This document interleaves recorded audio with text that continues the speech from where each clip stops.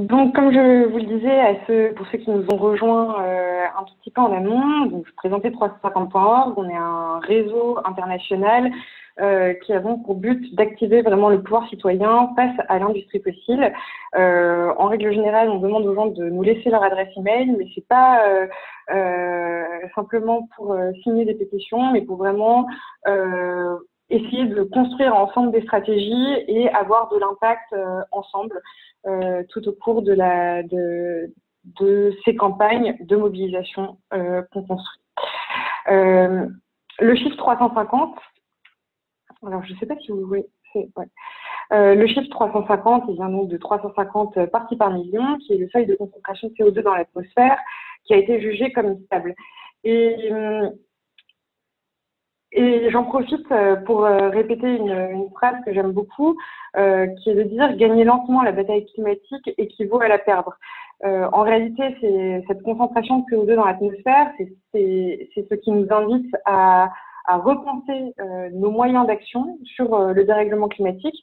On sait que le changement social prend du temps, mais parce que là, on est dans une fenêtre qui est délimitée par la science.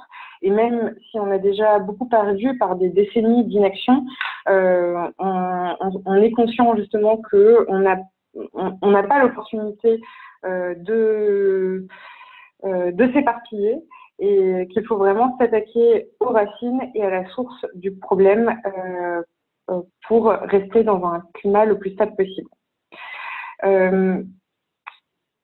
Donc, le problème du dérèglement climatique vient de nos émissions de CO2.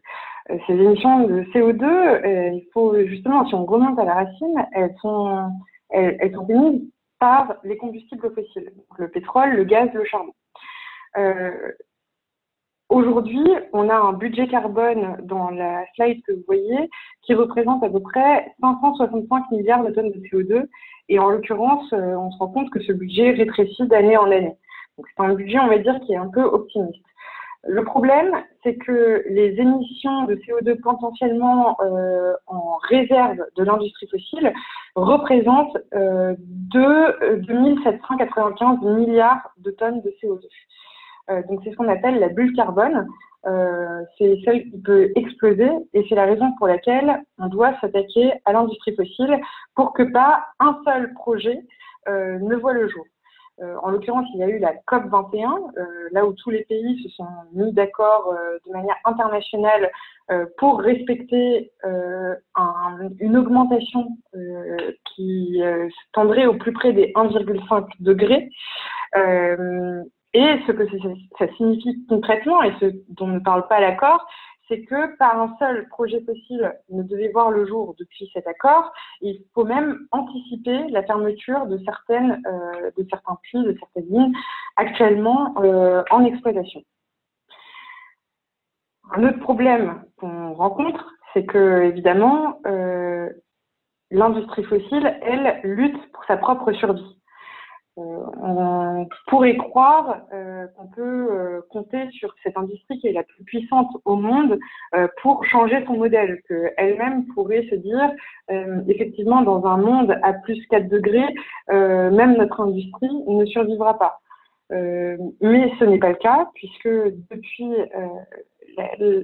l'accord de Paris, justement, les pétroliers continuent à mettre tout leur pouvoir politique, toute leur influence pour développer de nouveaux projets.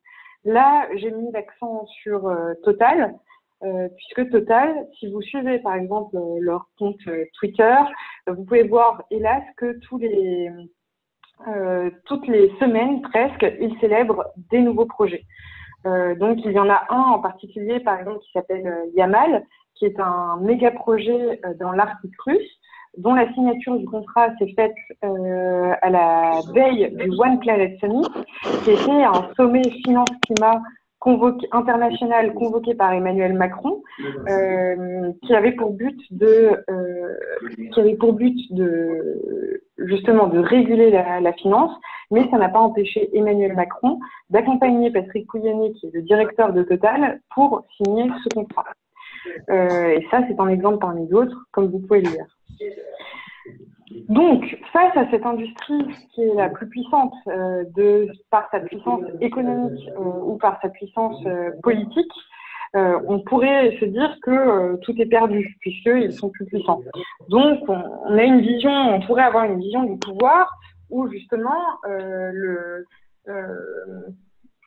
c'est eux qui vont dicter, quoi qu'il en soit, la marche du monde, le futur. Or, nous, on a dans notre théorie du changement, on s'intéresse à ce qui soutient cette industrie. C'est ce qu'on appelle les piliers de soutien. Donc, et ces différents piliers de soutien, est-ce que vous pouvez en imaginer quelques-uns? Est-ce que vous pouvez peut-être en taper quelques-uns dans le chat?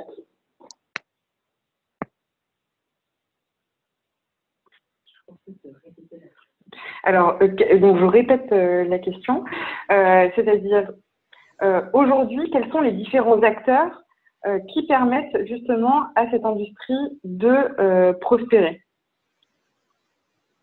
Donc là, je vois les politiques, les finances, effectivement, les banques, l'industrie automobile. Donc bon, je vais continuer. Effectivement, on pense justement qu'il y a une différence de responsabilité. On a l'habitude de dire dans le dérèglement climatique que nous sommes tous responsables. Or, comme je voulais souligner grâce à la bulle carbone et à ces méga-projets, on pense que ce n'est pas la somme des comportements individuels qui sera suffisante pour faire changer et faire basculer la crise climatique, mais que ce sont justement les acteurs les plus puissants. Et ce qui soutient Total, par exemple, au milieu de l'industrie fossile, à l'heure actuelle, ce sont effectivement, par exemple, tous les acteurs qui contribuent à leur apporter de l'argent. Donc, que ce soit les finances publiques, les finances privées, on le découvrira après, ou les politiques qui continuent à aller main dans la main avec l'industrie. Alors, pourquoi je peux pas donc, à mesure que le combat pour la justice climatique s'accélère, il faut s'attaquer à ces piliers de soutien, dont la finance fossile. Alors, dans le paysage de la finance fossile, on a les financements privés, c'est-à-dire les banques commerciales, BNP Paribas, HSBC, Société Générale, Crédit Agricole, etc. Il y a eu un rapport qui a été publié par Oxfam dernièrement, qui montre justement les financements totaux accordés par les banques françaises aux énergies fossiles, aux énergies renouvelables et aux autres énergies, enfin quand on dit autres, en fait c'est le nucléaire par exemple, sur la période 2016-2017. Donc c'est une période restreinte parce que ce sont des chiffres qui sont évidemment compliqués à compiler. Et la période 2016-2017, on voit que c'est après l'accord de Paris. Et le financement aux énergies fossiles correspond encore à 43 milliards d'euros. Dans une autre étude qui a été faite par une ONG internationale, si on prend l'ensemble des banques commerciales, des banques privées dans le monde, les financements fossiles ont même cru lors de cette période. Ensuite, si on passe à l'argent public, il continue d'affluer vers l'industrie fossile. Donc, par exemple, on parle souvent des subventions à l'industrie fossile. Donc, c'est des subventions qui sont larges. Le FMI avait calculé que l'industrie fossile touchait l'équivalent de 5 340 milliards de dollars par an. Ensuite, dans un exemple qui nous est plus proche, il y a la Caisse des dépôts et consignations. Donc j'ai mis un lien, si vous voulez en apprendre plus, vers une page que nous hébergeons là-dessus. La Caisse des dépôts et consignations, c'est véritablement le bras financier de la France. Et dans un rapport qu'on a sorti justement pour le One Planet Summit, on a souligné que la Caisse des dépôts et consignations continue à investir massivement dans l'industrie fossile, de manière absolument non transparente, donc avec notre argent.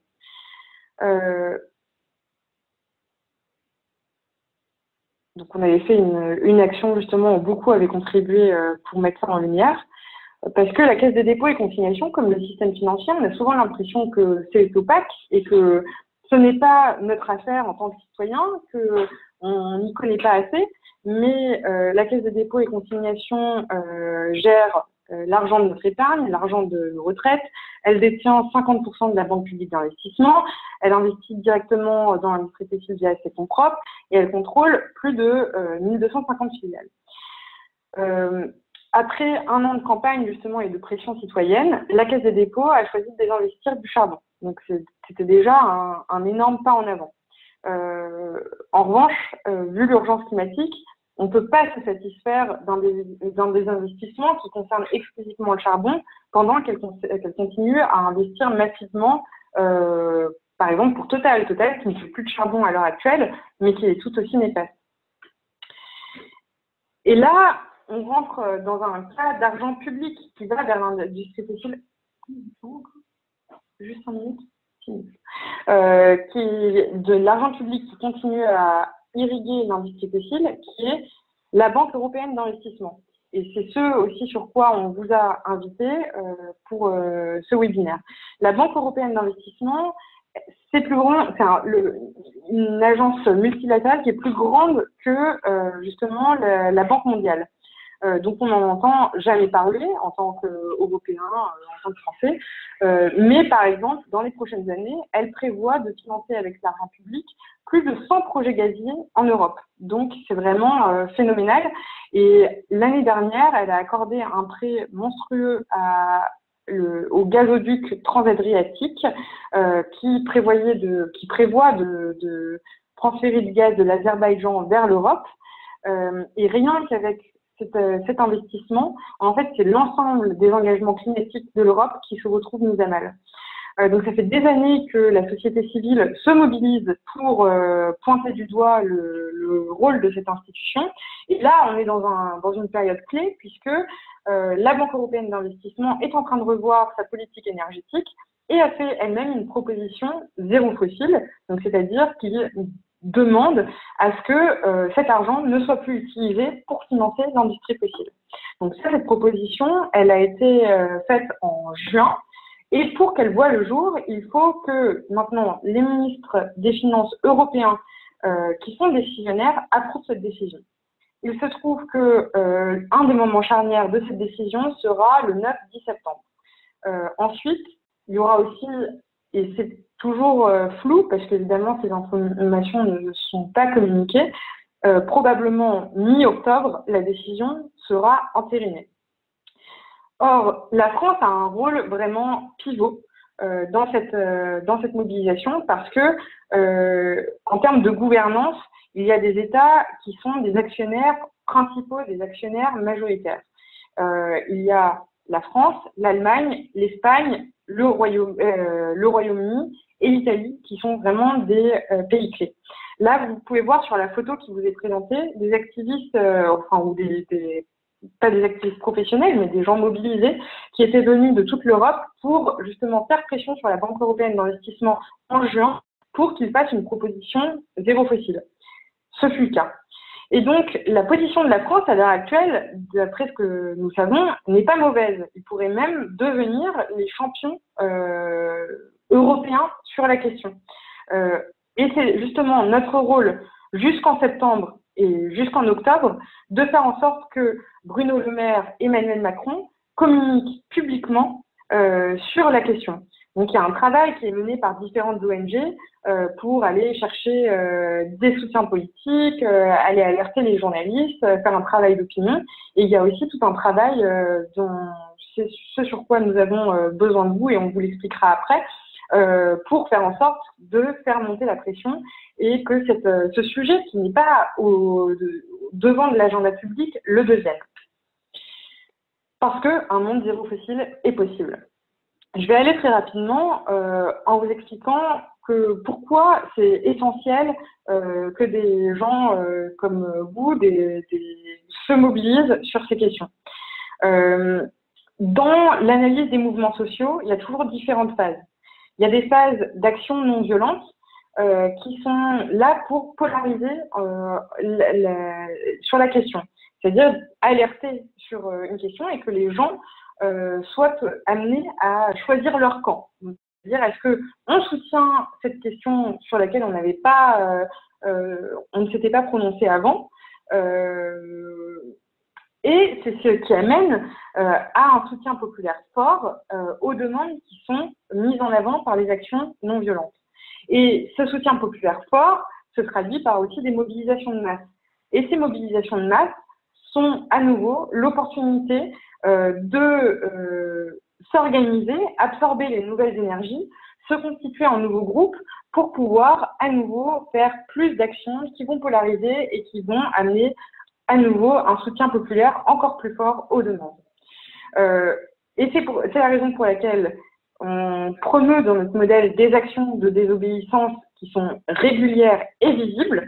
Donc, c'est-à-dire qu'il ne s'agit pas seulement d'aller faire du lobbying auprès des uns et des autres parce qu'on sait des décideurs, parce qu'on sait que ça ne suffit pas.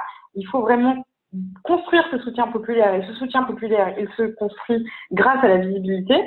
Donc là, par exemple, vous voyez une petite action d'attaque Rennes et Saint-Malo et d'ANV COP21 qui avait fait une action très simple devant une agence bancaire à Rennes et qui avait quand même eu un article dans la presse locale.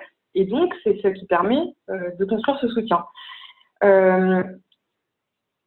Et ça a vraiment du sens puisque, par exemple, vous voyez une citation du PDG de Shell, je n'ai pas la même en public du PDG de Total, qui dit « C'est le plus grand défi que nous avons en ce moment en tant que société, le fait que l'acceptation sociétale du système énergétique tel que nous l'avons est juste en train de disparaître. » Et donc, grâce à tout le travail qu'a fait le mouvement climat jusqu'à présent, on voit que les pétroliers sont vraiment mis en difficulté et c'est un peu le moment où il faut porter le coup fatal. Dans ces demandes publiques, vous l'avez compris dans ce webinaire pour perturber la finance fossile, c'est aucun nouveau projet fossile nulle part et comme vous pouvez le voir derrière Victoire, c'est pas un euro de plus pour l'industrie polluante. Et vous pouvez le voir également dans cette action où le message était immanquable et il a été au devant de tous les journaux. On est dans un moment particulier aujourd'hui, puisqu'il y a des mobilisations de septembre qui se préparent. Ça prévoit d'être la plus grande mobilisation mondiale pour le climat, avec justement toute cette jeunesse qui se mobilise et qui a un souffle nouveau. Et donc, on est dans des moments où justement il faut polariser, il faut faire apparaître ces demandes pour éviter que soit dépolitisée cette question. Et donc, au-delà de septembre, on va vers 2020, qui a une date clé dans l'agenda climat. Et donc, d'ici septembre, c'est pour ça qu'on va vous donner des clés pour vous organiser, vous former. Et ensuite, on espère que vous deviendrez aussi des leaders locaux, que vous serez de plus en plus entourés et que vous saurez vous entourer de plus en plus de personnes qui vous retrouveront dans le combat. Et je vous ai mis en dernière slide ce site que vous avez peut-être découvert sur la grève mondiale pour le climat.